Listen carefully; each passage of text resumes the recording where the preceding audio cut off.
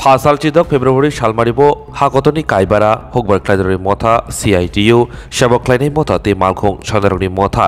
Baron Ringmani Abahagino Ashalano Snam Korte Berekong Tangbitiko Bondringmani Hakotor Hapang Eba Centrally Hapang Hogbar Cladroti Kaitam Kerong Kosomno Rosawai Darfono Piaba Tabokbo Hogbar Cladje Butaimano Abonishako Pusuk Marike Rang by Paisangnai Abos Raisrake Shaklayako O Kokbatmarno Buskangotori Wino Kai Nijisa Sharmonoti Chidok February Shalmaribo Baron Bon Ring Zakmani Baron Bon Ringmana Kitige Haste Bo Kishamisha Nokzaka Obahino Koksaka Hastini Shangjuto Kishan Morchani Adong Ro Bonno Kitige Bonno Logridan Bagi Haste Bo Kai Nijitam Bukakstibo Gatawi Convention Bo Klaizaka Aban Bishingo Kaiji Sai Pustar Te Kai Nijichuko Sai Liblet Bo Yaparzaka সংযুক্ত কিষাণ মোর্চাতে central trade union কথাওই চণ্ডীগড়তে দিল্লিবো খরাংটিসাওই তংপ্রো হকবার ক্লাইনারক চবা ক্লাই তংপ্রো বরংনি সাকাও নাইমথানক চপ্রমনি অবাহাই সাংমদারনতি সেজাকা মেলার মতো ইয়াকসি বদলি সালতাং হাঙ্গর হাবানক বুসকাগো ইয়াকসি বদলি আদং পবিত্র করতে মানিক দে গ্রামীণ ভারত বন্ধ শিল্প এবং পরিষেবা ধর্মঘট এই অবস্থাতে আমাদের দিল্লিতে আপনারা জানছেন দিল্লি এবং চণ্ডীগড়ে যেভাবে পুলিশ প্রচণ্ডভাবে কৃষক আন্দোলনকারী যারা তাদের উপর বর্বরচিত এটা ভারতবর্ষের ইতিহাসে বোধহয় এই ড্রোন দিয়ে সেখানে যারা ওই কাঁদনে গ্যাস ছোড়া এটা প্রথম মনে হতে কৃষকদের উপর কৃষকরা কি অপরাধী তারা কি ক্রিমিনাল কেস করেছে তারা তো নিজেদের হক দাবি চাইতে আসছে শ্রমিকরা এই আক্রমণের বিরুদ্ধে আমাদের আজকে গোটা দেশে সংযুক্ত কিষাণ মোর্চা এবং কেন্দ্রীয় ট্রেড ইউনিয়নগুলো এই প্রতিবাদও হবে এই বন্ধের দিনে তাই আমরা আজকে আগরতলায় এই প্রতিবাদে সামিল হয়েছি পুলিশি নির্যাতনের আক্রমণে আপনাদেরকে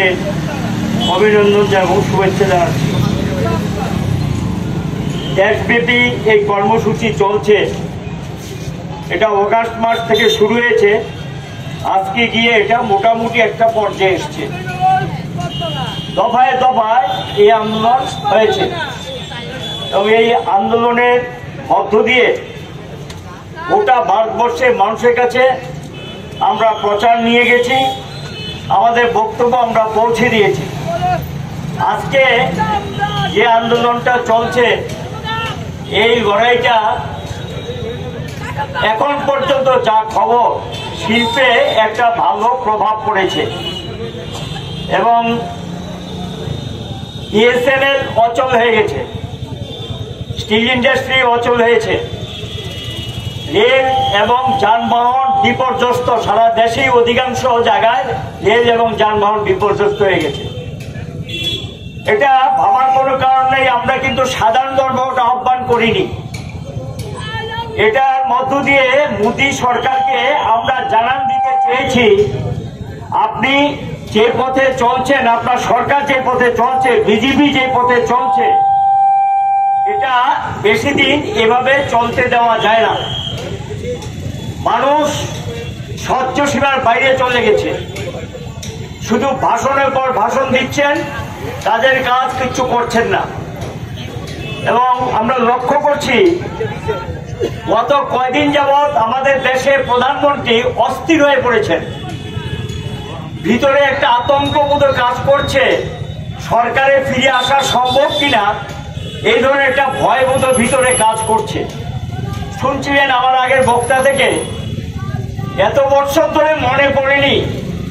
এখন নির্বাচনের বৈতরণী পাশ হওয়ার জন্য কিছু লোককে ভারতরত্ন পদ্মশ্রী এগুলি দিচ্ছে এগুলি হলো রাজনৈতিক স্টান্ট পলিটিক্যালি বিষয়টাকে নিয়ে দেখানোর লোককে যে আমি কত বড় একজন স্বনামধন্য ব্যক্তি তাদেরকে সম্মান দিচ্ছি